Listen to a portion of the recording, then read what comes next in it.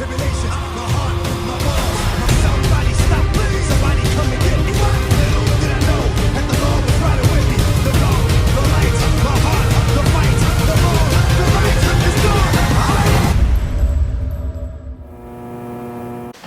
Hey, what's going on out there, YouTube family? This is Samuel Leggett representing Team JVS. This is either review number 1 or review number 2. It doesn't really matter because me and Lucas Moore were able to check out the movie The Gentleman. This is a Guy Ritchie film, written and directed by Guy Ritchie, and there was a lot that we just really wanted to gush about this film because this was actually a really good film. This right now, as it stands from this moment, is the best movie of 2020 so far. So I'm just going to let you know that off the gate. So let's go ahead and just kind of break this down. As far as the cinematography, the scope, the way that the tonal shifts were starting to happen, it's definitely in the realm of Guy Ritchie, but earlier forms of Guy Ritchie. Think more so Snatch or Rock and Rolla. Not as manic as Rock and Rolla, but more subtle and nuanced and classic as Snatch was, because from the very opening of the film, the way it's kind of shot and focused in on this one record that's being flipped over, just kind of having Matthew McConaughey just sipping a drink, just kind of chilling, and all of a sudden just bam, it just moves from there to there to there, and I just loved how they do different moments of callbacks, but it's not too over the top. There's certain moments where Guy Ritchie has done that in some of the recent films where it's just like, oh, it's just kind of go and do this again, and let's go and try to do this again. Like, this movie doesn't try to be overly smart. Like, it gives you really great moments, really good character placements, and the cinematography, it stays to the mark enough for you to be able to catch everything that's happening, and you also be able to recollect what these amazing actors are doing on screen. As well as the soundtrack. The soundtrack is actually really a mixture of a good score and a pretty good soundtrack as well. The soundtrack is definitely more new age, but the classical different score moments are really cool as well. But I think one of the biggest things is just the cast, man. The cast are phenomenal, and I'm gonna read you off who the entire cast is. So you got Matthew McConaughey, plays the role of Mikey. You got Charlie Hunnam, plays the role, of course, Ray. A lot of people don't know Michelle Dockery from Downton Abbey. She was amazing in this one. Plays the love interest for Matthew McConaughey. Jeremy Strong. I haven't seen Succession yet, but I think that he plays a key role in it. He was amazing in it. You got Colin Farrell. You got Hugh Grant, and I'll talk about him in just a second. Jason Wong. And I mean, just the main primary cast in and of themselves do such an amazing job.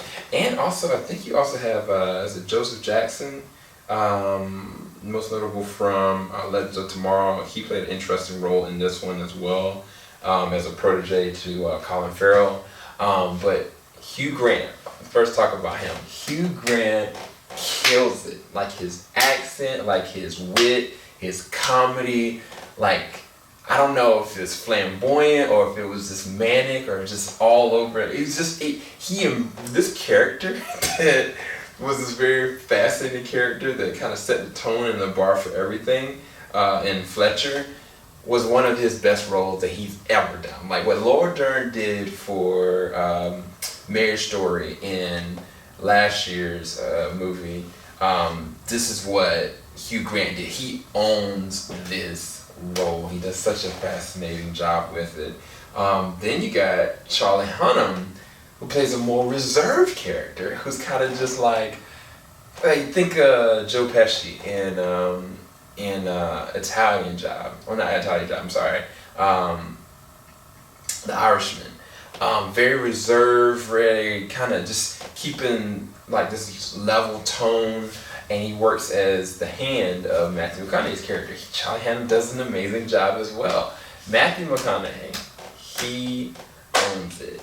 He just owns this gangster role. And then let's just go from there, from the story, because I want to talk about Colin Farrell, but I don't want to say too much about him, but he does an amazing job as well. Of course, like I said, Michelle Dockery does an amazing job as well. But it's just so many different wheels that are turning, that the way that this was written, it plays off on all the different character motivations, all the different actions that are serious, that are dark, and this very much so is a rated R film. There's a lot of violence, not a lot of nudity, Definitely death, definitely language, a whole lot of language. But it's such smart humor. It's such quick-witted. It doesn't skip a beat, and it doesn't bore you. Like, even just the small, subtle moments in the conversations that are being had, whether it's Hugh Grant tripping off Charlie Hunnam, or if it's Mcconaughey in the room just going off of anybody else in the conversation. Like, there was one conversation that Matthew McConaughey had with Jeremy Strong that I was just like, this is amazing.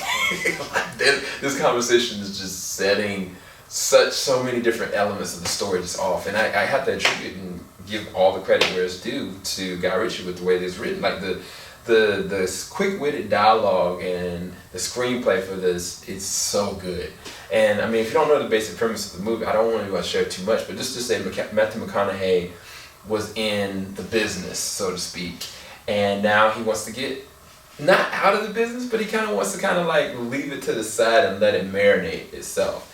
And then that's where you have Jeremy Strong's character, who's kind of like, okay, well, I'll try to help transition you into this. And then that's when everything goes awry. And there's key lines of dialogue. You want to pay attention to the very beginning of the film. I really want to just give this movie a 10. I might legit just give it a 10. I mean, I think that, man, is there anything that I didn't like about this film? Nah, even the moments that were just kind of cheesy and just like, what the heck, or over the top, they still were served a purpose. They still worked in tandem with everything that was actually happening. So, I mean, I could go nitpicky and give it a range between 9 and a 10, but I really love this film. This is definitely something that I would recommend to everybody to be able to watch as soon as it comes out January 24th. I'm excited to check it out again. I'm going to try to see if I can go on a date with my wife to go and check it out. I think we would really love it. Definitely a good just movie for everybody except for kids.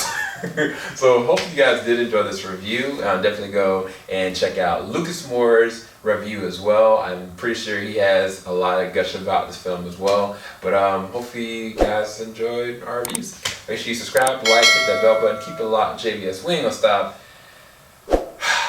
I'm glad that was a great movie. Peace, guys.